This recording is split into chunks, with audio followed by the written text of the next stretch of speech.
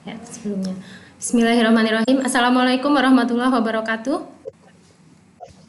Waalaikumsalam warahmatullahi Waalaikumsalam warahmatullahi wabarakatuh. Selamat pagi semuanya.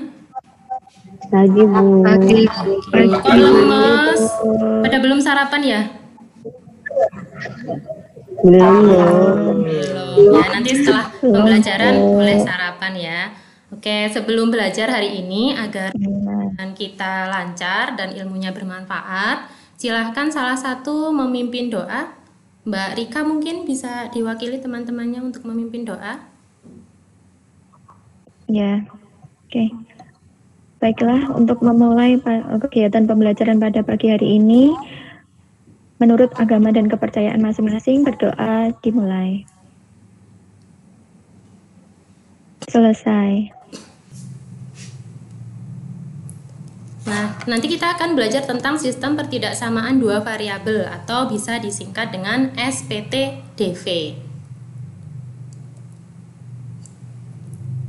Manfaat kita belajar materi ini adalah nanti kalian bisa menghitung masalah memaksimalkan atau meminimalkan. Nah, pelajaran ini atau materi ini tuh penting sebagai pengantar kalian ke materi program linier yang akan dipelajari di kelas 11 besok. Jadi nanti tolong diperhatikan dengan seksama ya.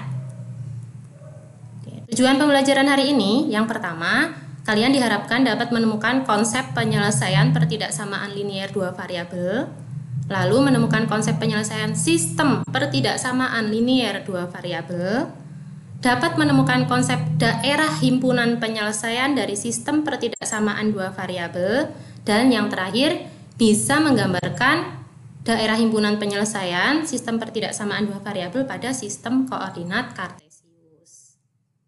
Nah, peta konsep yang akan kita pelajari ini ya. Nah, ini nanti alurnya seperti ini. Ini materi prasyaratnya persamaan linier dua variabel, lalu pertidaksamaan linier, lalu daerah himpunan penyelesaian, dan sistem pertidaksamaan. Sampai sini nanti. Cukup banyak ya sebenarnya hari ini.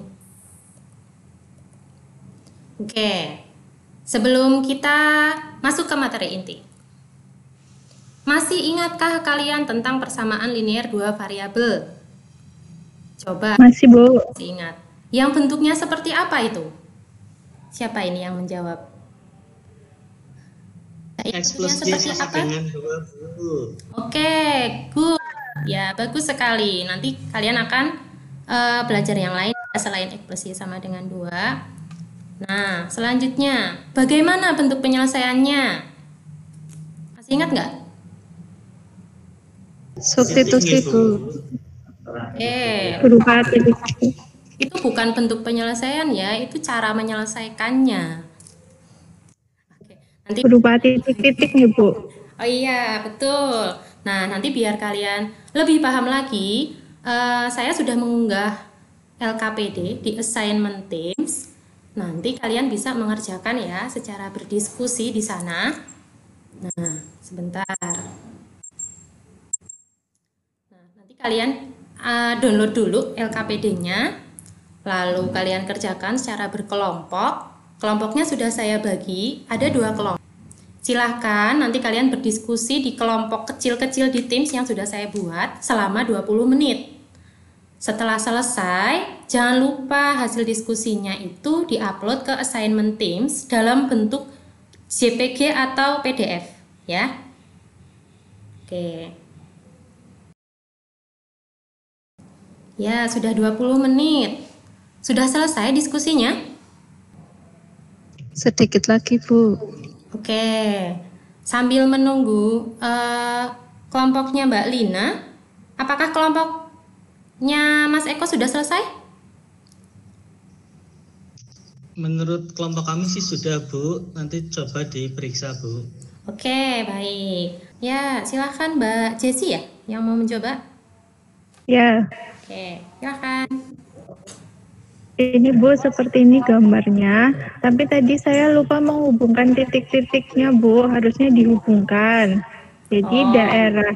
Nah, jadi hasilnya itu berupa kumpulan titik-titik. Begitu, Bu. Oke, bagus sekali. Kira-kira kalau dihubungkan, bentuknya tadi seperti apa? bentuk garis. Iya, betul sekali. Ya, bentuknya garis ya. Yang lain sepakat ya? Ya, Kalau bentuknya garis, atau ada yang berbentuk kurva tadi gambarnya? Garis, Bu. Oh, Sama, garis, Bu. bagus ya. Oke. Ya, Bu. Itu kan tadi yang didiskusikan X plus Y lebih dari sama dengan 5, Bu. Ya. Terus kami yang ada di kelompok mencoba membuat tabel X dan Y. Kita coba satu-satu, Bu. X-nya 0, Y-nya 1 saya masukkan 0 tambah 1, 1. Apakah 1 lebih dari sama dengan 5? Tidak, jadi di bawahnya diberi keterangan silang, Bu, berarti tidak memenuhi. Kemudian 05, 0 tambah 5, 5, oh 5 apakah lebih dari sama dengan 5? Oh memenuhi, Bu, jadi saya checklist di bawahnya.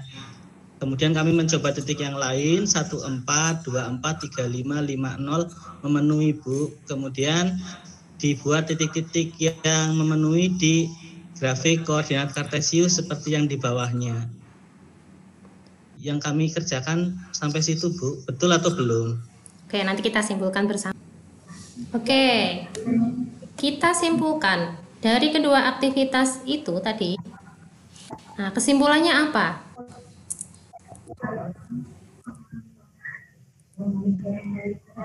Kesimpulan yang pertama bisa didapatkan bentuk penyelesaian dari pertidaksamaan linear dua variabel itu berupa daerah penyelesaian. Tadi kumpulan banyak titik ya.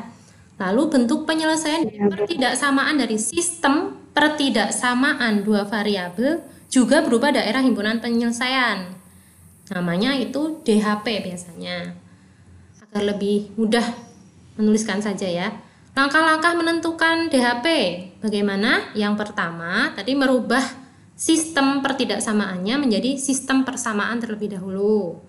Kemudian menggambar garis pada sistem persamaan. Nah, cara menggambar garisnya dengan menentukan titik potong sumbu X dan sumbu Y. Tadi ya di aktivitasnya sudah terlihat ya. Lalu uji titik ke masing-masing pertidaksamaan. Nah, daerah himpunan penyelesaiannya itu yang pertemuan dari beberapa titik yang memenuhi tadi ya. Jadi harus dicoba ke pertidaksamaan yang banyak tadi.